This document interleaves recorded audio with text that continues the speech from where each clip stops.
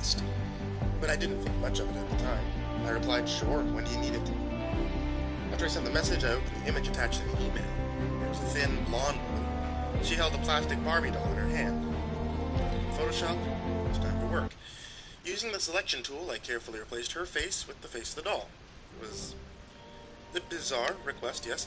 The picture I ended up with was beyond anything I'd ever made, and trust me, I've seen a lot of creepy images in my life. Being a Photoshop expert pays a lot. But when you're just starting out and you have to make money, you have to do what you can to earn that extra buck while you're still learning. Thankfully, the internet makes it easier. In using a couple of freelancing sites and Instagram, I finally had a business. It was fun. And it paid for the occasional dinner once in a while.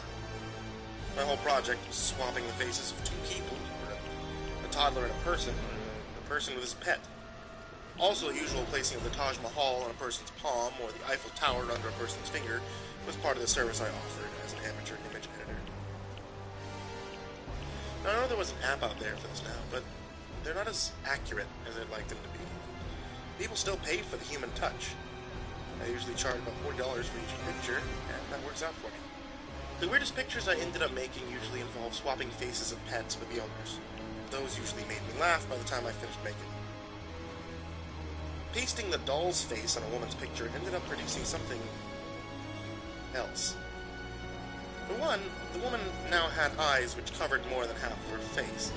The eyes were perfectly circular, with a blue border around her slightly oval and black iris. In between those giant eyes was a tiny opening, which was supposed to be a nose, and right below the nose were her extremely thin lips. The presence of empty space all over her face made it all the more unsettling. Dolls had such misleading proportions. On the other hand, pasting the woman's face on the doll didn't make it half as creepy as what the woman's version looked. The doll now had an extremely realistic face. When I was done, I looked at what looked like a giant doll holding a very small human. I wanted to laugh, and perhaps I would have, but at that moment I didn't. Something about the picture felt very wrong. But then I got the reply from her. "As soon as you can, please. I sent money. Check, please."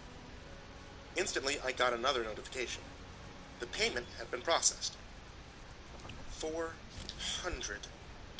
Yeah, $400. That's what I'm supposed to make after editing 10 pictures, not just one. A small part of me was filled with happiness and wanted to let this slide, but that would have been wrong. I replied back, attaching the photo.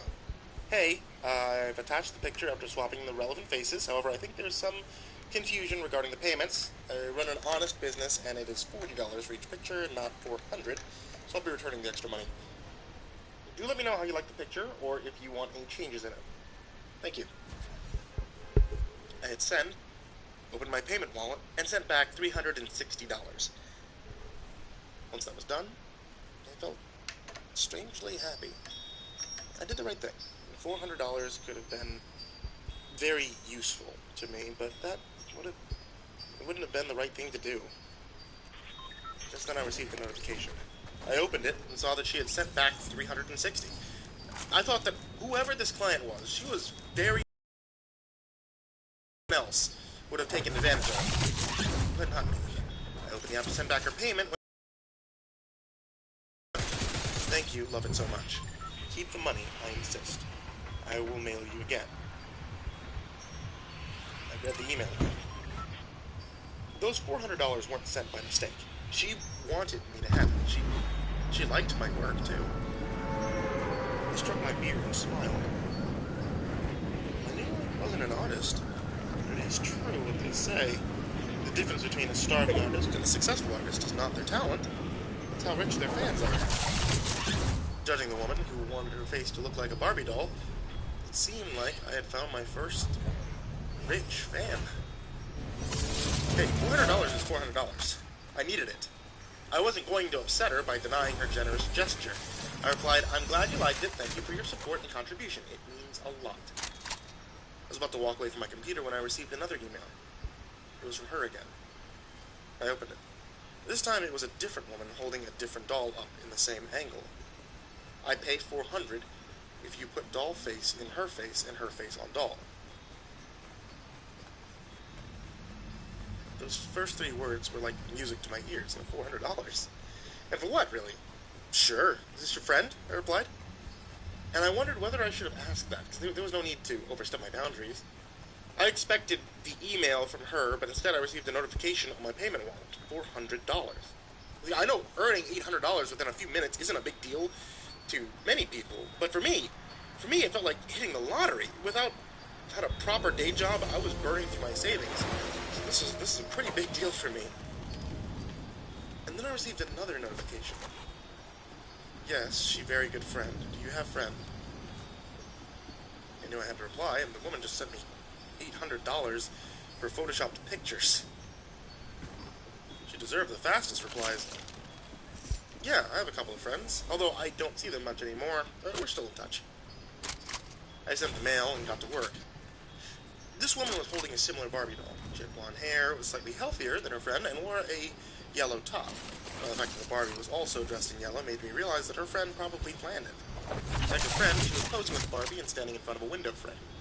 Through the windows, I could see that there was a green field, which probably meant that she lived in a rural area.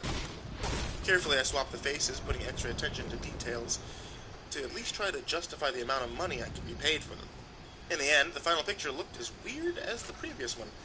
A middle-aged blonde woman with large ping-pong ball-sized eyes, a tiny opening for a nose, and small lips underneath the nose, with the rest of the face being empty. I wanted to laugh at the final creation. The eerie, creepy face of the doll-faced woman stared back at me, which made me sick. I focused my attention on pasting her original face on the empty face of the small doll she was holding. When it was done, I was about to send it when I saw another mail from her. Why you don't see your friends anymore? I replied, we grew up together, but most of them flew away to different parts of the States, settled there. We get to meet occasionally for events like someone's wedding and stuff like that. That's fun. I sent the mail. Then I sent the picture and thought about whether telling her about my lonely social life was absolutely necessary. Received pic. It's good. Thank you. Where you live? Well, I may come off as someone who is not smart enough in these situations, but despite my overbearing friendliness, I wasn't stupid enough to give her my location. I'm glad you liked the picture. I live in Hawaii. Is there anything else I can do? I waited for a response. The one I got was the least descriptive email ever. Okay. That's it. The next day, she sent another picture, and I happily edited it, replacing the face of the new woman with a doll she was holding, and sent it back. Another $400, like always. I was slowly starting to wonder why she kept asking me to do this. I mean, I know this question should have come over to me sooner, but it was weird, right? Taking off faces, dolls, putting them on your own face. But the only reason I didn't complain was because of the money. $400 was $400. I wasn't going to deny myself that. Here's a brief overview of the email conversations before I realized how irreversibly trapped I was. Thank you, my friend. Received pic. See you later. Thanks. It was always great hearing from you. Send new pic. Please change and put doll face on her face on doll. Send money too. See you later. Hi. Thanks. I sent the picture you requested. See you later. See you later. See you later. 972 Durman Street, Newark, New Jersey, 07101. Besides that final see you later was my address. I stared at the words and I felt my heart pounding in my chest. I heard of hackers figuring out locations of someone's place by tracking their IP address or whatever, but I didn't expect her to do something like that. I mean, for one, she was gullible enough to hand me $400 every time for a silly Photoshop edit. I thought about what to tell her. I mean, on one hand, I didn't want to lose my most profitable customer. On the other hand, I really didn't want to interact with someone who just typed out and sent me my address. The screen showed another notification. I clicked on it. Why did you give me a wrong address? See you later. With trembling fingers, I typed out, I used to stay in Hawaii. I don't anymore. I'm sorry. Sent the email. I thought about asking her how she got my address. Why she sent that to me. I was too terrified. Part of me wanted to close my computer and call the cops. But I sat there, staring at the blank screen, feeling cold sweat drip down my forehead. I waited for a reply, but when the reply didn't come, I opened up the previous picture to make the necessary changes. This picture was a woman wearing large round glasses holding a Barbie doll. I zoomed in on her face. Brought the selection tool near her glasses, but then I just saw something that raised every hair on the back of my neck. I moved away from my monitor, my heart beating rapidly, hands too cold enough to move. I stared at the glasses again and at the faint reflection in them. What I was seeing wasn't physically possible, but there was. Right in the glasses, a reflection of 3 women standing in front of her. One of them, a woman who I was in daily contact with. I held her phone, pointed at the woman, and was looking at the picture. But in that blurry reflection, I saw the faces of the 3 women.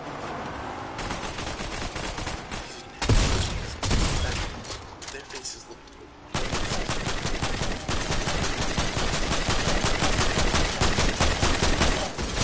I created by swapping faces and dolls with theirs. They had big flat eyes that stretched across half their face, tiny noses and lips, faces of dolls on all of them, past my soul as I kept zooming in. My fingers as I hand to the right and dragging the shaky mouse, and they were all over the place. What's it mean?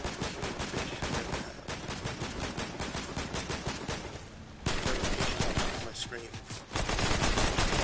New email. Nope. Turn around. I don't know what you think. No email should have those 2 words in it. I flipped in my chair and turned around instantly, not giving myself time to process the dread I felt in my body. In front of me I saw 2 women, both of them holding 2 dolls in their hands. I had seen these women. I had seen those dolls. I made them. They looked exactly like I expected them to look. Exactly what I saw on the screen earlier. The women had the faces of the dolls. The dolls had the faces of the women, and they were exactly how I photoshopped them to look. Large doll eyes, small noses, tiny mouths on giant heads, detailed human faces on tiny doll bodies. Your computer would have a heart attack. It was at that moment. Mouths. They didn't need to move their mouths to speak, but I understood what they were saying in my mind. The world went dark as they told me what they wanted, who they were, and what I had to do for them, and then they vanished.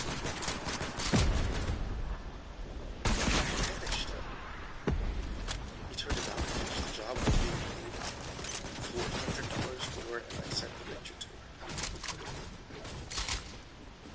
They said,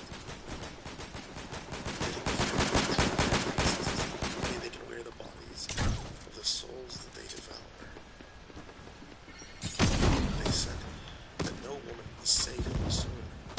All will be the same fate.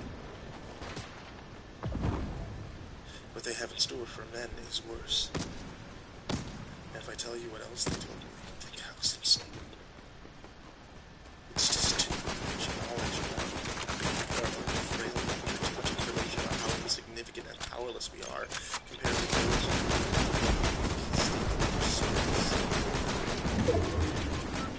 He said the police had a problem. But someone willing to do this work is rare. They said that I could deny and they would leave me alone and wipe my memories and I wouldn't remember anything. And perhaps I should have taken it. But $400.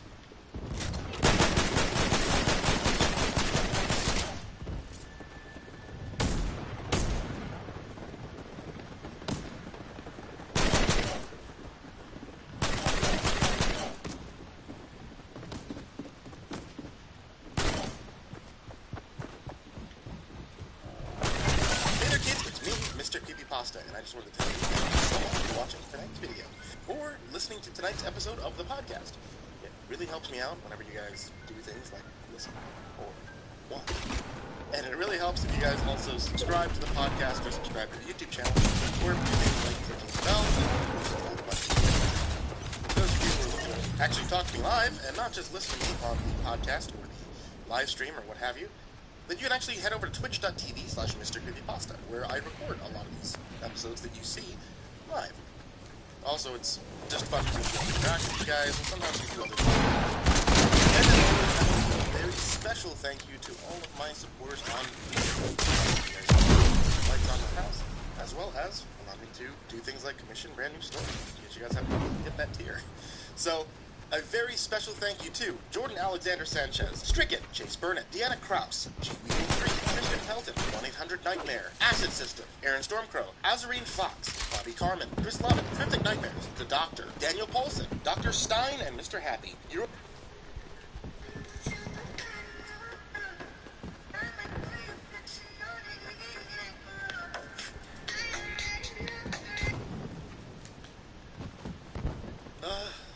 The magical world of Disney. So much goes on off stage and behind the scenes to ensure that the guests have the most magical times of their lives once they arrive on the property. Ever seen a wet paint sign while walking through the parks? How about a maintenance cast member with a bag of tools? I mean, anyone with a construction heart. That would be the experience that Walt Disney World is perfection. Because of that 99.99% of all the work goes on after the show is over. All the mice that keep the place running don't even start working until the announcement is made on the radio. The park is now. Then the crews get to work. Maintenance starts buzzing around in their golf carts. The custodial cast members bring out their large hoses to wash down every inch of the streets, the ones that we all walk on. And the construction crews are allowed past the security perimeter gates to come in and do whatever needs to be done. And that's where my story begins. See, I worked construction most of my life. I worked right off the Florida. I moved to Florida. Some of my family had moved over 10 years ago. And naturally, I needed to find a job. So I'm applying for and getting hired by a construction company. Shall remain named. One that literally did almost all of the I spent 5 or 6 overnights a week at various locations at Walt Disney World with coworkers. We weren't employed by Disney, hence we were not cast members, doing whatever our foreman told us needed to be done. Sweet gig, actually, even though it was very hard work. People can truly say they get to ride around the Magic Kingdom, Animal Kingdom, etc. Parks, what have you, and the park's just about empty, except for the skeleton crew. For about the first 6 months, I considered myself with the crew of the company that I worked for. Then I began to notice how chummy some of the Disney overnight crew was with our staff. The custodians, when working on the same areas as us, would come over and talk to the boys as well as the overnight security cast members. I began to slowly get to know many of these folks as well. They, for the most part, were visitors. Many of them all the parks as well as the resorts. I didn't know Disney World in 1971. It was actually not too uncommon to come across someone who had been a life with Disney.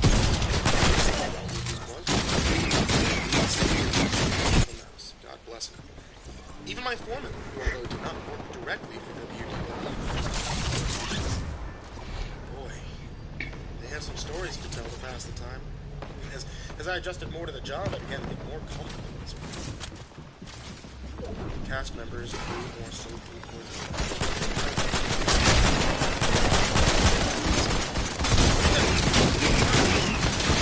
first start working there, especially at night. Although it's not pitch black, there's very minimal lighting except for where we put our floodlights up to be able to security only flashlights, headlamps, carts to light the way. And store lights are only on if somebody working in them. It's quite eerie, yet cool at the same time. It's like a totally different place during operating hours. As a matter of fact, one time when I decided to visit the park as a guest, I couldn't find a ride that I wanted to go on. It just was so different during the day with all different colors. sounds, music.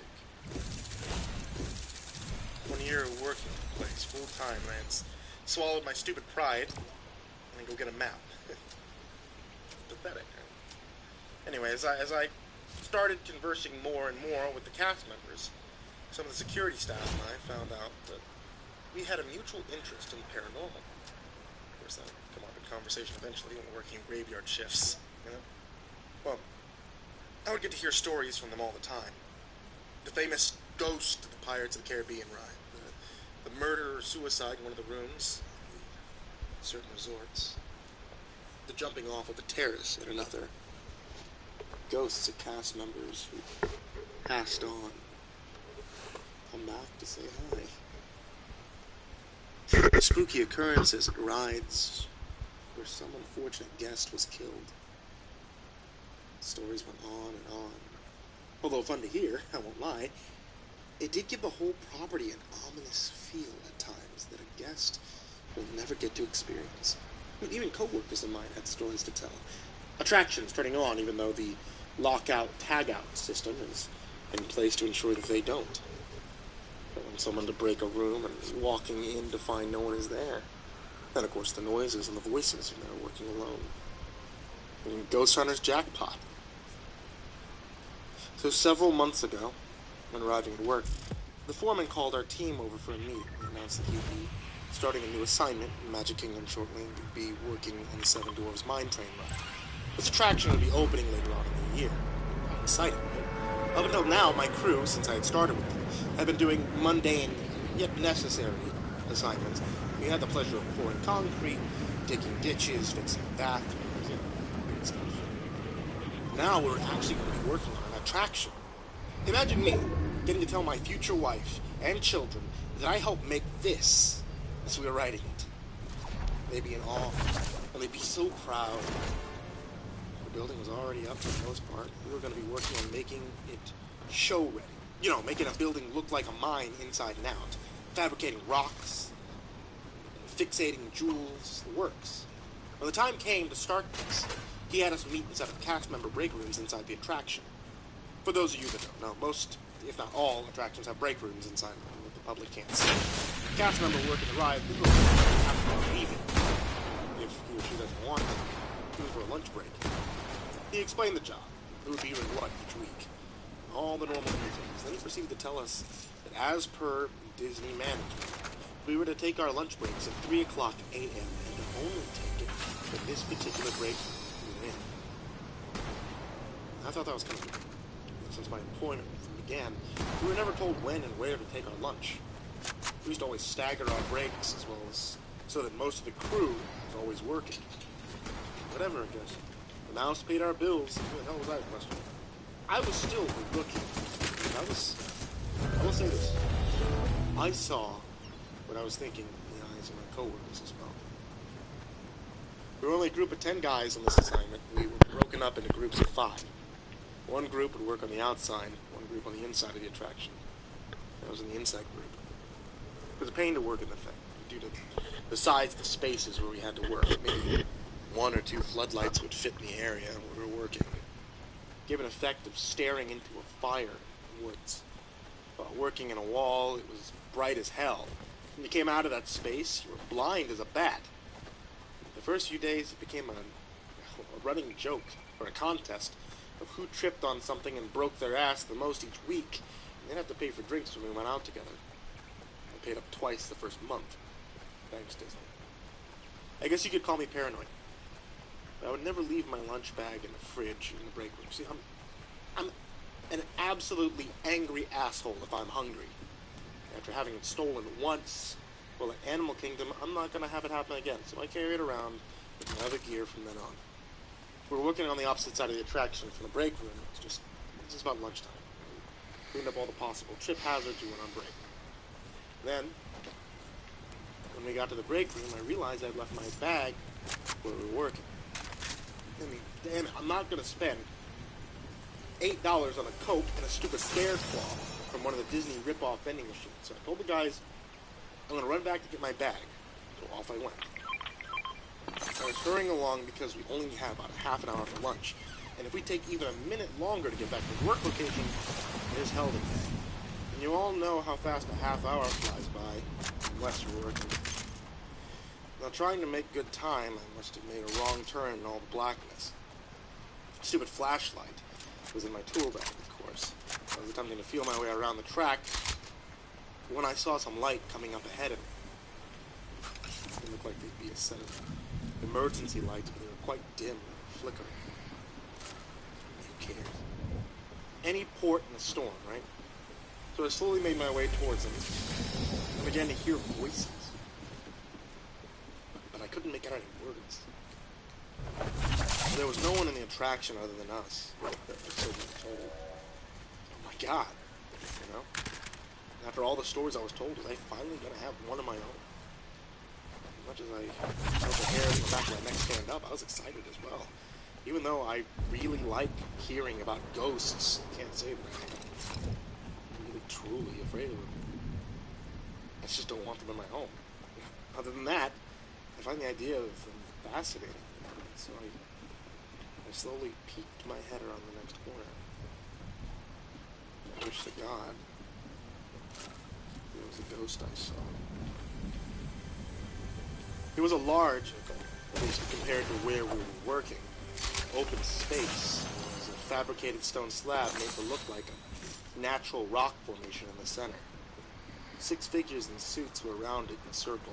5 were holding candles, while 1 was reading off of what looked like an old piece of parchment. What he was saying was beyond my knowledge. Not English, from what I could tell. Every time the main suit would finish a sentence or two, the others would repeat the last word. As I crouched there, amazed, I saw him looking at me. A flash of yellow, blue, stirring from on top of the altar. There was something on it. She stirred again. I thought my eyes were playing tricks on me. They were like one of those college program kids. The ones that get to be friends with the characters. Completely dressed as Snow White. She was gagged to the ground. What the hell was I seeing? Her eyes were huge, filled with fright. Tears were streaming down her face, making her overly done makeup run. Much as she struggled, she could barely move. The man with the parchment stopped breathing. The others all produced some crudely made daggers and made their way to her. 2 of them went to each of her arms, 2 of her legs, and 1 stood at the top of her head. The leader, for lack of a better word, made a gesture with his hands. He said one more incomprehensible word, and the others moved in. The 2 by her arms sliced her arms from bicep down to wrist. The 2 did the same for the mid-thigh and the top of her feet. The 5th one actually carved what looked like a half moon into her forehead. I stifled a scream and I closed my eyes.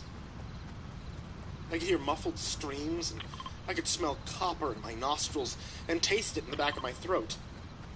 I opened up my eyes briefly to see the leader produce a knife. Walk over to the edge and lift Snow White's chin up towards him.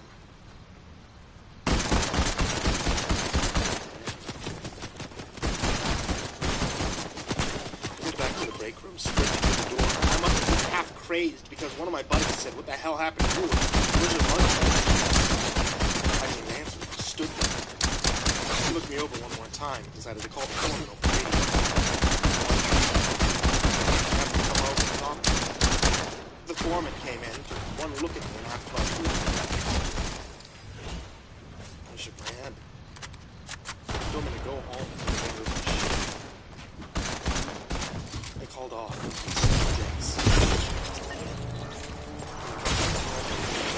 What had happened? It had to have been a gag, right? Was it my boys with an elaborate welcome to food trick? God.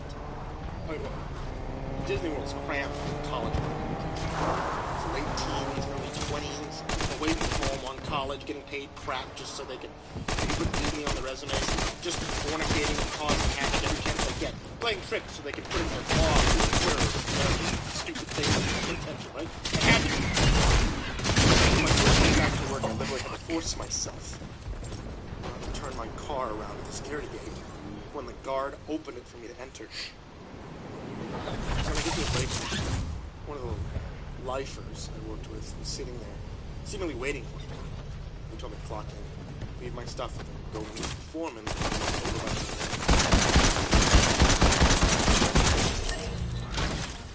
It was pretty far away from mine. It was heavily frowned upon for us non-cast members to be found wandering far from where we were assigned. He stated as such, he said, go, you'll be with your boss, and be his ass and not yours if something says so. So I made my way over to the main entrance, under the train station. I was sitting on one of the benches. Told me to sit.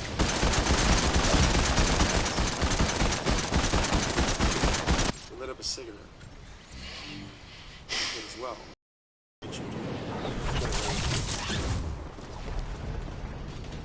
He asked me what happened. I shrugged at it. I looked at the newly hosed down ground.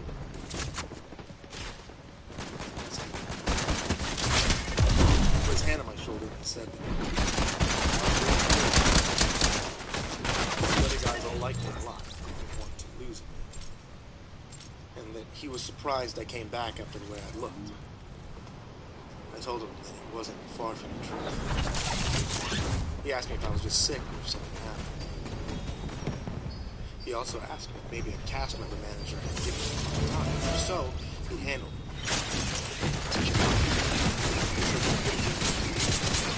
I was fired. Then he said something that made me feel like it was okay to tell my story.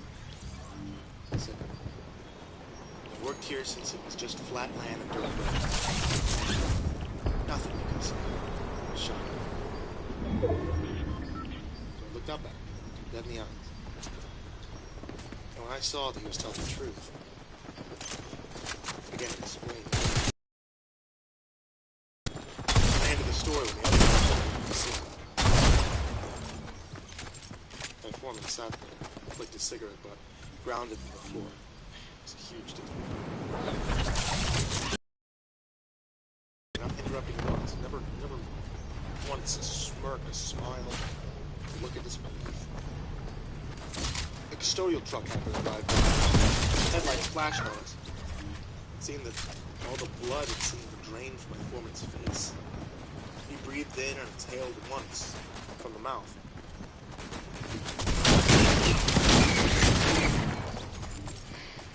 I'm about to tell you, kiddo. Not many here have been here long enough to know. And those who do, it's a taboo subject. And a few that do talk about it, who overcare and scotch.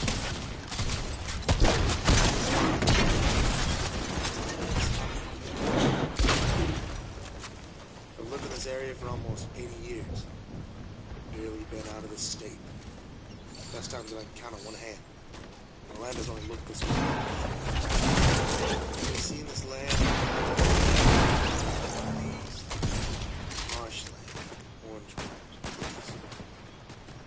Until Uncle Walt decided this would be his spot for his next event. Nothing. Humans have been inhabiting this land for their long time. The Irish, the Apache, all Native Indians that live in and around the land that you're sitting in right now. Paleo Indians.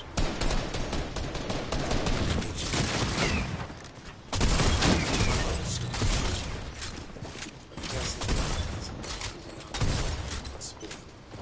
spoiled is not just bad. Spoiled is how a little child at some point culture not having good weather or crops. They figured out that blood sacrifice. Blood sacrifice.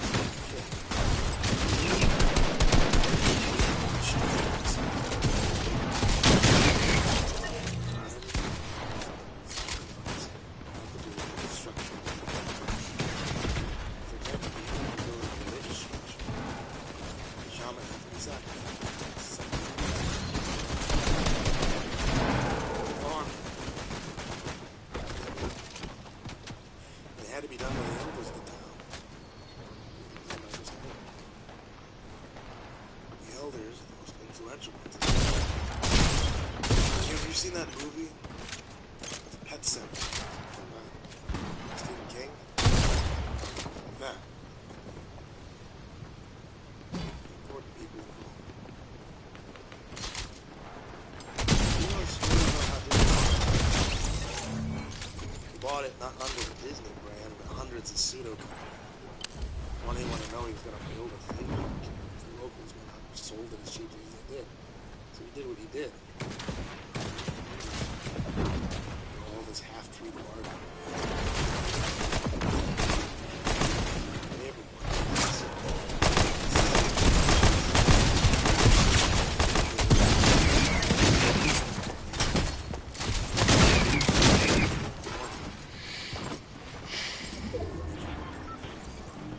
How come supposedly no one dies at Disney?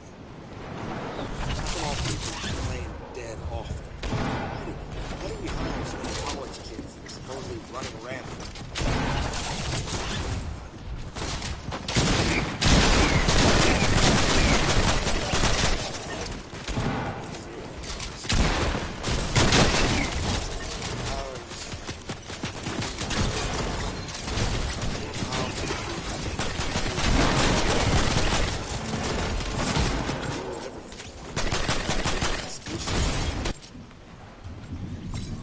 You stumbled upon rules more than just a theme park. Your life may be in danger. And if you talk about what you've seen, your life may be in danger. I just sat there, trying to soak in what I just heard.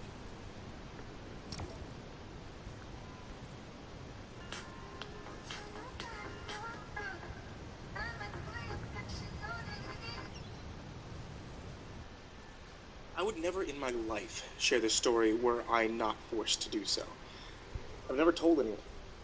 Only 2 living people know the truth, but I've been forced into a corner and I need advice. If you'd like to try turning me into the police for the events recounted in this post, feel free, but know that this account is carefully maintained as to be untraceable to my true identity. You may think it's impossible. Nothing on the internet is anonymous, but I assure you, it is not only possible, but easy. If you know who that is. If you have a sound moral compass and can acknowledge that law does not always equal righteousness, please give me advice.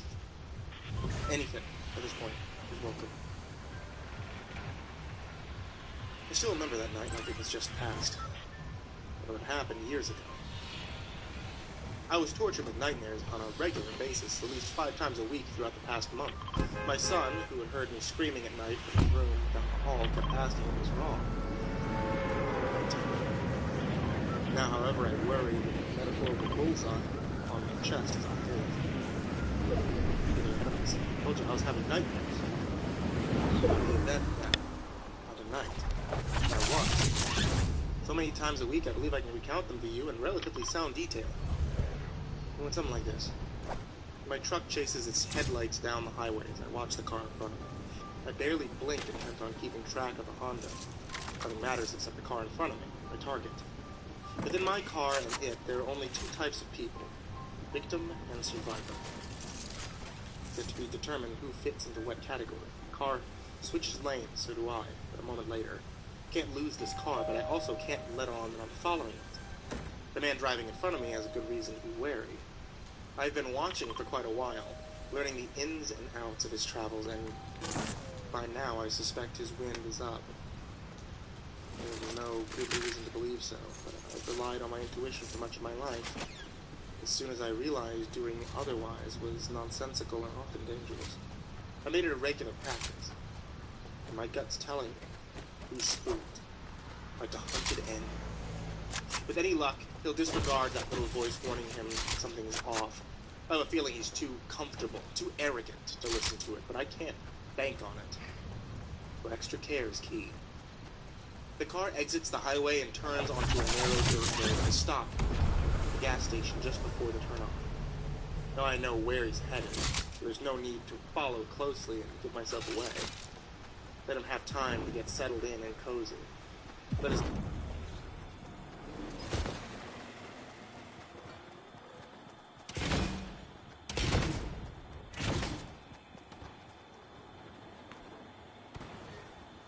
back outside without waiting for my change.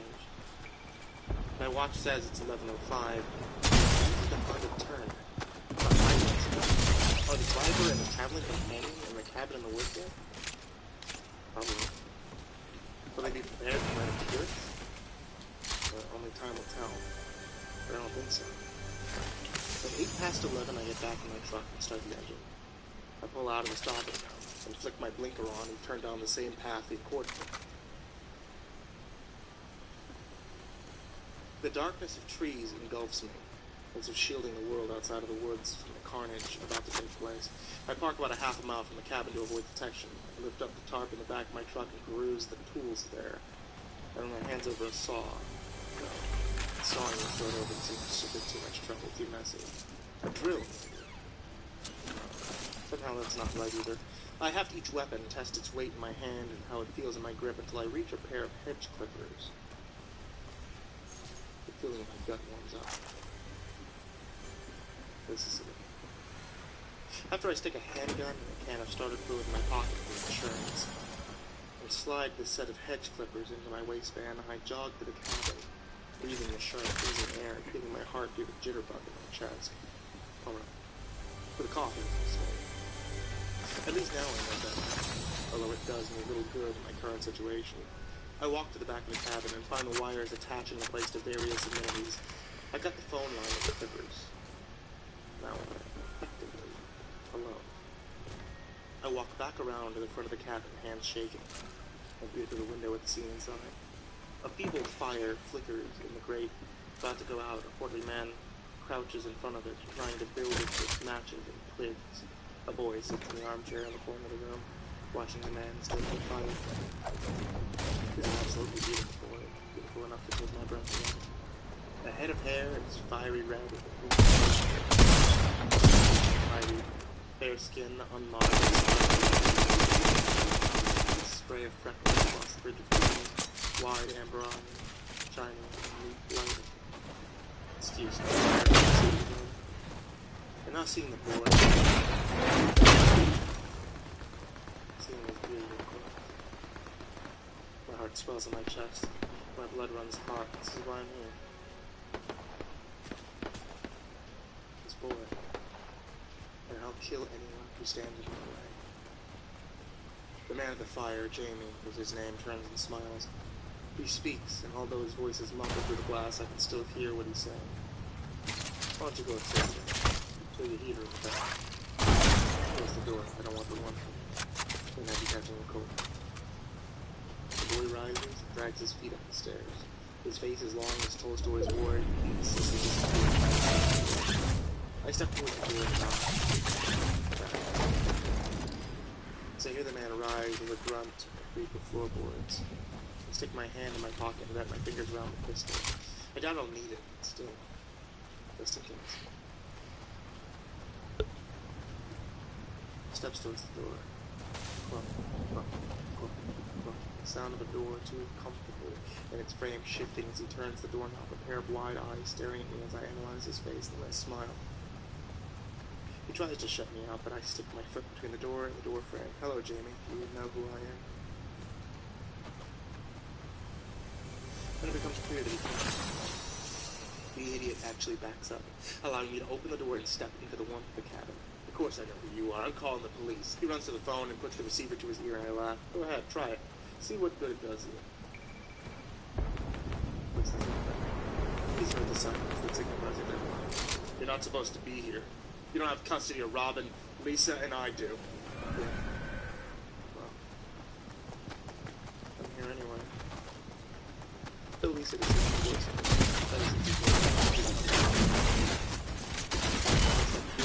He backs away again, but he's almost the Russian king gets me.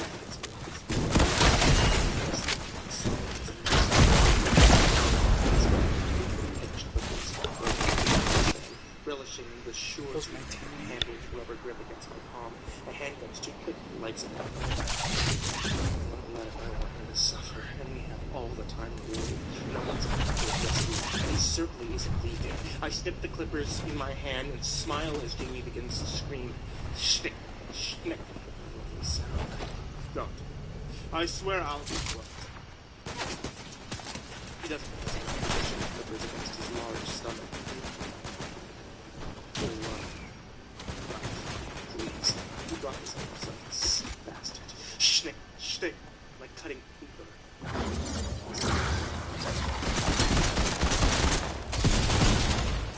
Once he's on the floor, I turn him over to hide his destroyed hands and then toss the clippers on top of his body and look up the staircase.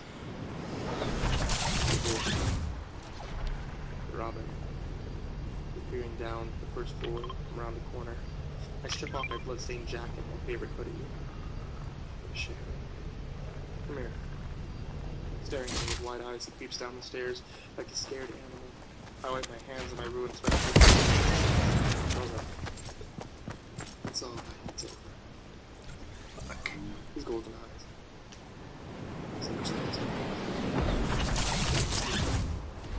It's over. I smile. It's over, I promise. But don't. And stop speaking. Seemingly lost for words.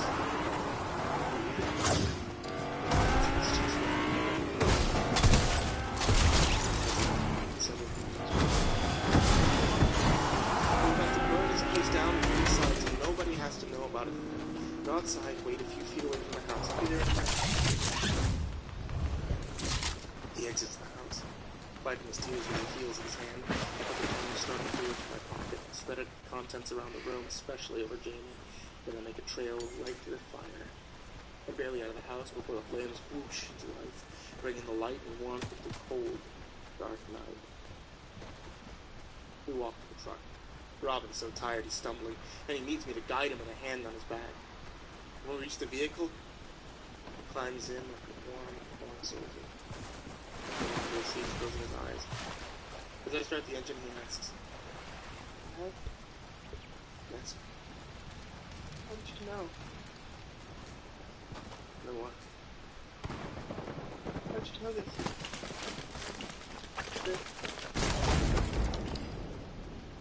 He can't bring himself to say that he's been arrested on multiple occasions in that cabin.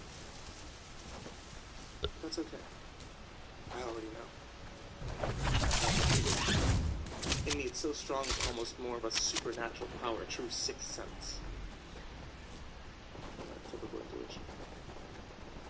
Once I leaned in to listen to it, I could never be fooled again, and that included every time I saw my son and he told me he was fine when he wasn't.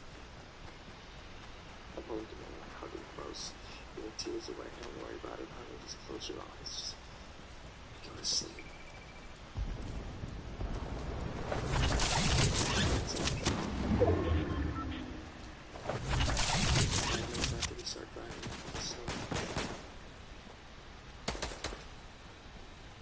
Thus, the first portions of my nightmare went. They were, in case you were wondering, about events that took place. My ex-wife, the Lisa mentioned above, is upon my dreams, married and petted. And after I found out, I couldn't. Before anyone asks, no, I didn't go to the law because I've done it.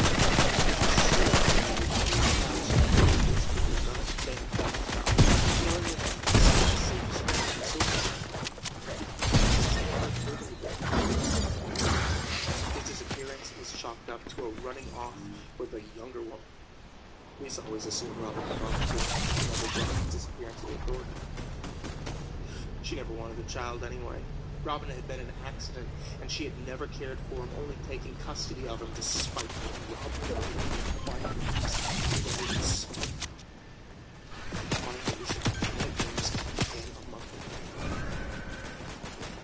I've recounted the first portion of the maybe the reason for those events was enough to terrify me. It is.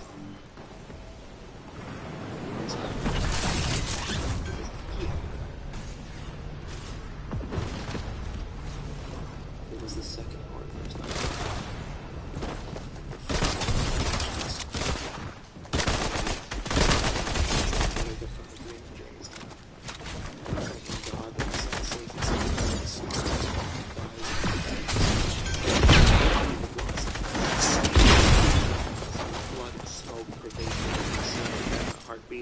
It's pulsing from my throat. God forbid there's a fire in the house. I swing my legs out of bed to go check the house for the fire, and my hand latches onto my ankle.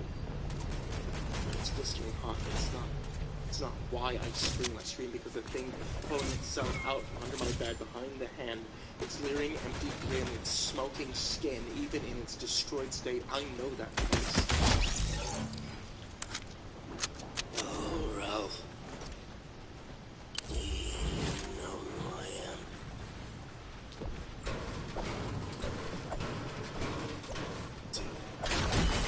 My ankle for this terrific run, grabs it again, then he hits my fall, he towers over me, still weak in life, yet strong after death, his burning hands descending onto my throat.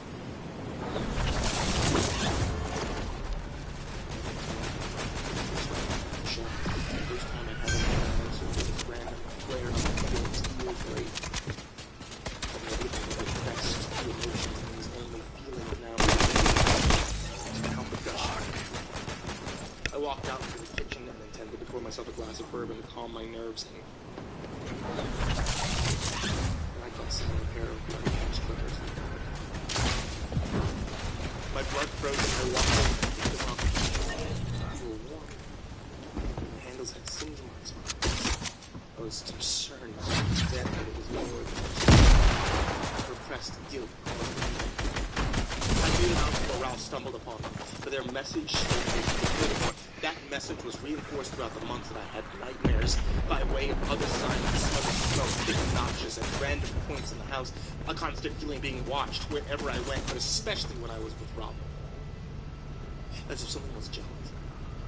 I did my best to shrug it off, and at night, after Robin was in bed, I always feared sleep. For a month I endured those nightmares without a clue of what they meant, except for nothing good. They could have meant my death at the hands of Jamie's angry spirit. They could have meant my prevention of the sleeping soundly for the rest of my life. They could have been an omen of my secret getting out, whatever the case may be. My last nightmare, which happened many others, that persuaded me all falling script that had been established. The remembrance of the incident in question, the fake awakening, Jamie's hand holding on my ankle. This time, however, rather than closing the grip around my throat, Jamie just hovered over me, smiling, smirking. I could feel the heat of his body baking, drying out my eyes. Finally, he said, "I want